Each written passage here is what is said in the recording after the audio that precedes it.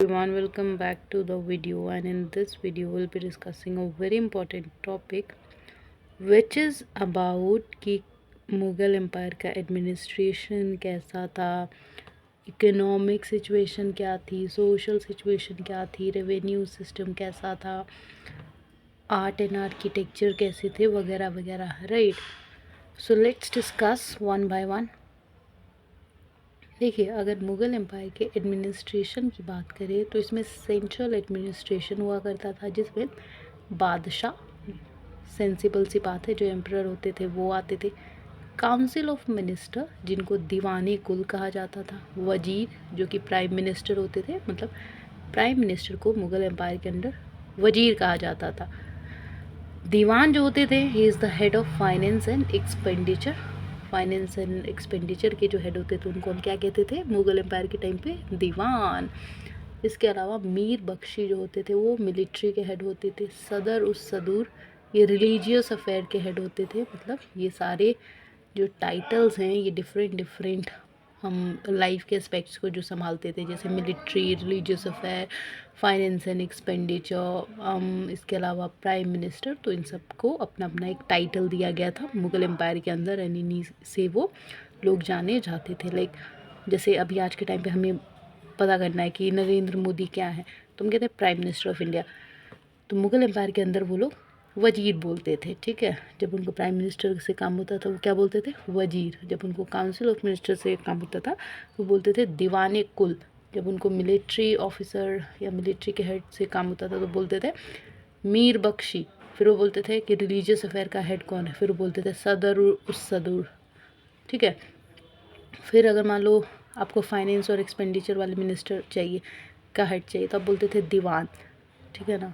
उसी तरीके से एडमिनिस्ट्रेटिव डिवीज़न भी हुआ था, जैसे प्रोविंस पे सूबास कहते थे, and it is govern by सूबेदार। सेंसिबल बात है, जो प्रोविंसेस होते थे इनको सूबेदार संभालते थे, क्योंकि प्रोविंस को सूबास कहा जाता था, उसी के हेड को सूबेदार, राइट। सरकार डिस्ट्रिक्ट में काम संभालते थे। परगान्स ग्रुप ऑफ विलेज को संभालते थे, मतलब एक से ज़्यादा विलेज को जो संभालते थे उनको परगान्स कहते थे। एंड मिलिट्री कमांडर को, सेंसिबल सी बात है, फौजदार कहते थे। नाम से ही आप समझ लेंगे, फौजदार मतलब मिलिट्री कमांडर, राइट। इसके अलावा अगर प्रोविंशियल एडमिनिस्ट्रेशन की बात करें, याद रखिएगा ये सब हम लोग मुग़ल एम्पायर की एडमिनिस्ट्रेशन से रिलेटेड डिस्कस करें। तो प्रोविंशियल एडमिनिस्ट्रेशन के अंदर आते थे दीवान, जिसको कहते थे मैनेज रेवेन्यू एडमिनिस्ट्रेशन। फिर बख्शी, वो क्या करते थे? आर्मी को संभालते थे प्रोविंस के अंदर। सदर ओवर सॉ जुडिशियल अफेयर, सदर जुडिशियल अफेयर को संभालते थे एम्पायर के अंदर एट प्रोविंशियल लेवल और in provincial administration of Mughal empire. I hope इतना समझ में आया होगा आपको, ठीक है। इसके अलावा कि डिस्ट्रिक्ट एंड विलेज एडमिनिस्ट्रेशन की बात करें तो देखिए, डिस्ट्रिक्ट लेवल पे मेनली फौजदार, अमल गुजार जैसे हेड्स काम करते थे।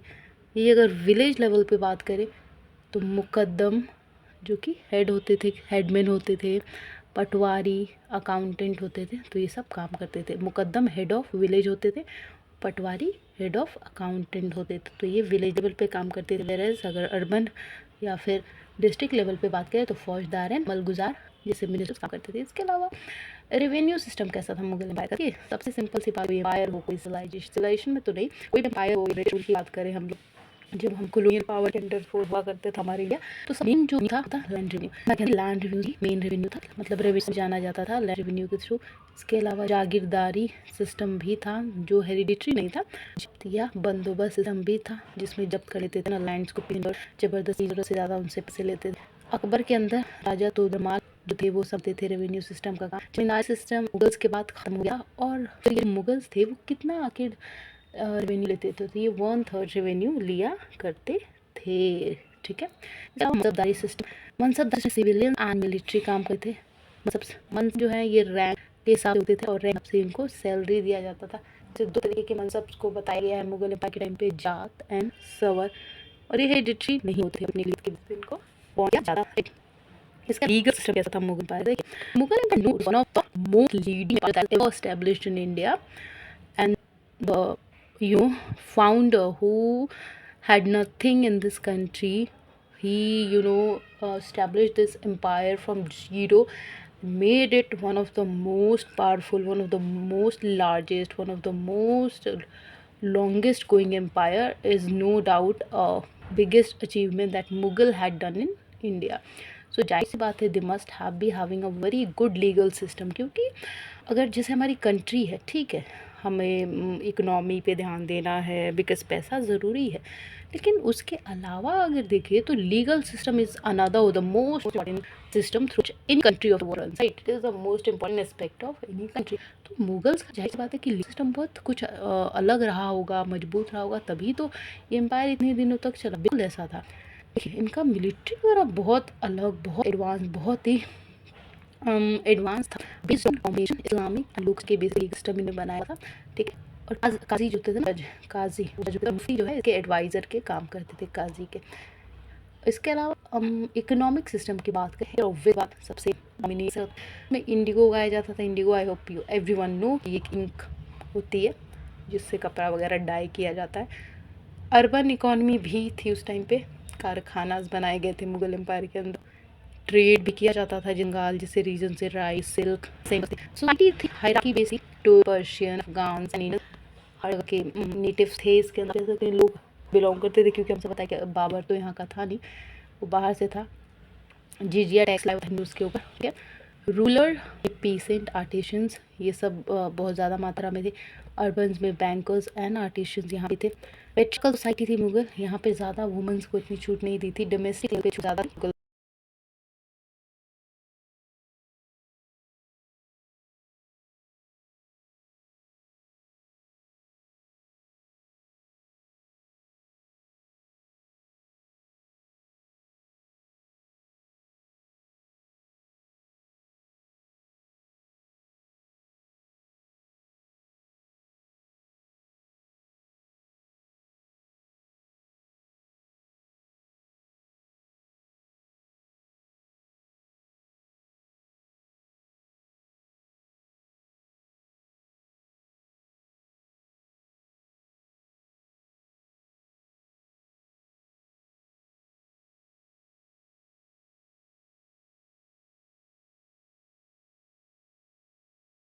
तो वुमेंस के लिए जैसे मुग़ल एम्पायर में सिर्फ डोमेस्टिक छूट ज़्यादा थी, वैसे बाहर जाके उतना काम नहीं कर सकती थी, या स्टेट अफेयर में इतना ज़्यादा नहीं था, थोड़ा बहुत था पर ज़्यादा नहीं था, ठीक है। और वुमेन ज़्यादातर डोमेस्टिक रोल ही करती थी। एंड मोस्ट इम्पॉर्टेंट थिंग, जो मुग़ल एम्पायर है ना, ये पेट्रियकल सोसाइटी पे बेस्ड था, मतलब मेल्स डोमिनेंस ज़्यादा था, जाहिर सी बात है। एंड या इसके अलावा अगर रिलीजियस डेवलपमेंट की बात करें ना, तो मुस्लिम थे पर टॉलरेंट थे बाकी रिलीजन के तरफ। मुग़ल एम्पायर भले ही मुस्लिम, जैसे ये लोग मुस्लिम थे, आप सबको पता है बाबर, हुमायूं, मतलब they are Muslim families basically, पर they have a tolerant situation और tolerant behaviour towards other religion like Hinduism and any others. उस टाइम पे तो बेसिकली मुस्लिम एंड हिंदूज़ ही थे बेसिकली, राइट। एंड अकबर ने जिजिया टैक्स जो कि हिंदूज़ पे लगा हुआ था उसको माफ़ कर दिया था, लेकिन फिर उसके बाद औरंगज़ेब दोबारा से जिजिया टैक्स ले आता है, क्योंकि थोड़ा वो ऑर्थोडॉक्स एम्परर होता है एंड वो फिर इस्लामिक टीचिंग्स को ज़्यादा मानता है। तो देखिए एक चीज़ यहाँ पे बताती हूँ बहुत अच्छा, वो याद रखने में आपको हेल्प होगा एंड काम की चीज़ है। जैसे पूछेगा क्वेश्चन कि किस, या फिर अगर आप लिख भी रहे आंसर्स में, तो किस एम्परर ने जिजिया टैक्स माफ़ कर दिया था, और दोबारा किस एम्परर ने जिजिया टैक्स शुरू कर दिया। तो देखिए एक चीज़ बहुत कॉमन है कि दोनों एम्परर का नाम ए से ही होता है। अकबर ने माफ़ किया था, फिर औरंगजेब ने इसको दोबारा स्टार्ट कर दिया था। तो ऐसे आप याद रख सकते हैं, it could be like a trick for you, right. Next, भक्ति मूवमेंट भी बहुत सारे इस टाइम पे स्टार्ट हुए थे मुगल एम्परर के टाइम, जैसे सेंट्स लाइक मीराबाई, तुलसीदास, सूरदास, इन सब ने हिंदू ट्रेडिशन को बढ़ावा दिया था। सूफीज़म भी बहुत ज़्यादा बढ़ा एंड सिखिज़म भी इस टाइम पे बहुत ज़्यादा इमर्ज होने के साथ साथ बढ़ रहा था। इसके अलावा अगर बात करें तो मुगल्स, जैसे हुमायूं है, मुग़ल पेंटिंग की, हुमायूं हम सबको पता है मिलिट्रली इतने स्ट्रॉन्ग एम्परर नहीं है ये, ठीक है, ये कल्चरली ज़्यादा स्ट्रॉन्ग है, स्कॉलरली ज़्यादा स्ट्रॉन्ग है।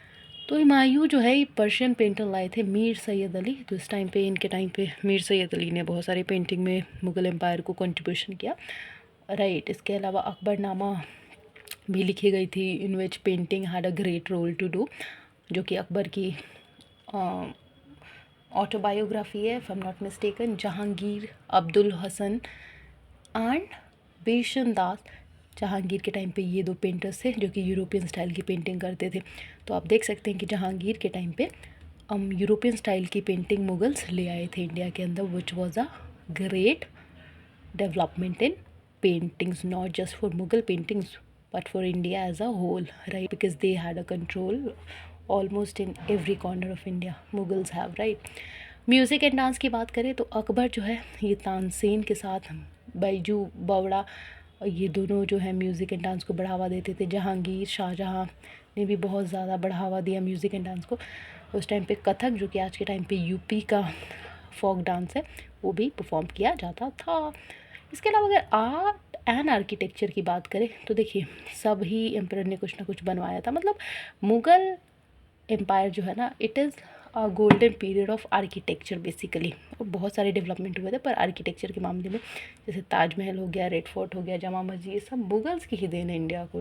बाबर 1526 से 1530 तक रूल करता है। ये काबुली बाग मॉस्क्यू बनाता है जो कि पानीपत में है, और ये बैटल ऑफ पानीपत जीत के ही मुग़ल एम्पायर की नींव रखता है दिल्ली में, राइट।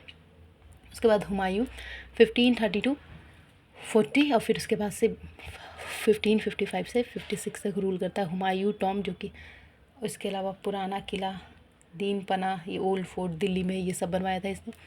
अकबर 1556 से रूल करता है, राइट, 1605 तक, जो कि आगरा फोर्ट आगरा में है, फतेहपुर सिकरी आगरा में है, बुलंद दरवाज़ा फतेहपुर सिकरी, जामा मस्जिद फतेहपुर सिकरी, ये सब बनवाता है वो। जहांगीर जो है 1605 से 27 तक रूल करता है। Tomb of Akbar, Sikandra Agra, Shalimar garden Lahore, tomb of Itimad-ud-Daulah Agra में बनाता है। ताजमहल, रेड फोर्ट दिल्ली, मस्जिद, शालीमार गार्डन दिल्ली, ये सब बनवाता है। औरंगजेब 1658 से 1787 तक रूल करता है। बादशाही मॉस्क्यू लाहौर में आज के टाइम पे है, वो बनवाता है। बीवी का मकबरा औरंगाबाद में ये बनवाता है। So it was all about the administration, economic system, also about society and religious development, music, Mughals painting, music, dance, and art and architecture during the time of Mughal emperor. I hope everything is clear for you now, and if it is, then subscribe the channel Khan Ambition Research, like the video, share the video. Thank you.